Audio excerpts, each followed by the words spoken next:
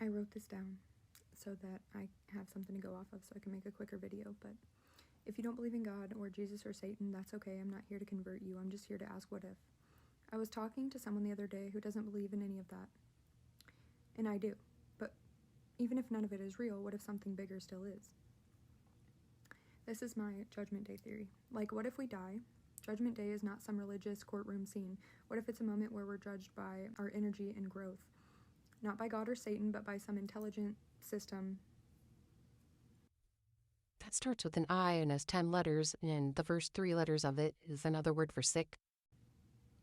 Okay. And they watch while we're alive to see our choices and actions and things.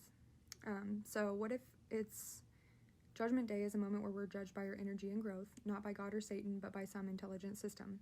Maybe even the ones that passed before us, like our angels, ancestors, etc., that passed while we were still alive. And our ancestors and loved ones get to watch us and root for us and send us signs and synchronicities and numbers and dreams and whatever else, because they want us to win the game. So this is my theory on leveling up and life scores. What if life is like a game where you have stats and levels right next to you, but you can't see them and nobody else can. Only the judges and our ancestors can see our health scores and happiness. So there's like bars next to us, just like in a video game. Love, peace, health, happiness. And when your levels are high, you level up. Clean your house, level up. Take care of your body, level up. Like hygiene, etc. Live with love and gratitude, major bonus points. It's like your soul's progress is being watched, not judged like good or bad, but more like, are they learning? Are they evolving? And maybe that is why some people who still seem evil are winning.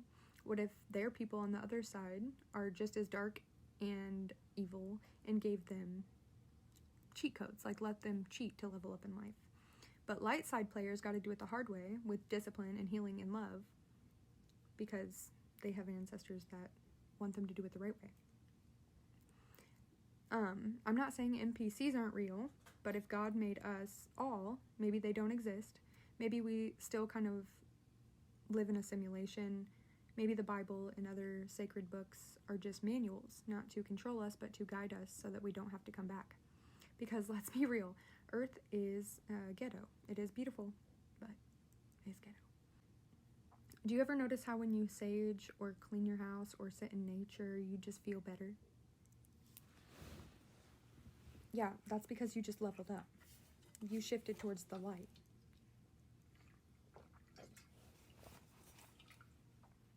Gratitude, stillness, and presence is the real currency of this game. So, what if the reason that some things like certain drugs or deep spiritual conversations are called crazy or illegal? Because they get us closer to remembering the truth, and the ones who figured it out too fast, they got silenced or called insane. Now, what if the argument about Earth being flat isn't even about the shape, but it's about the dome that separates us from them?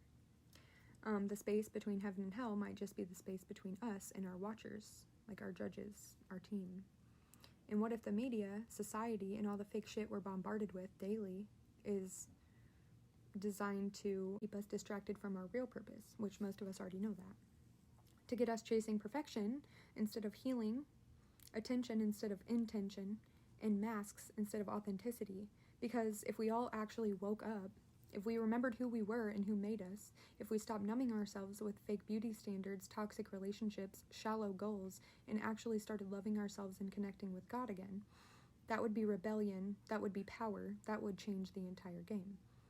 I think part of the test is, can you take your mask off? Can you love yourself? Can you live authentically? Can you be your real self, be the soul that God designed, even when it's uncomfortable? Because in a world where everyone is faking it, being real is spiritual warfare, and staying aligned with God is the ultimate cheat code. I don't know. Just a theory.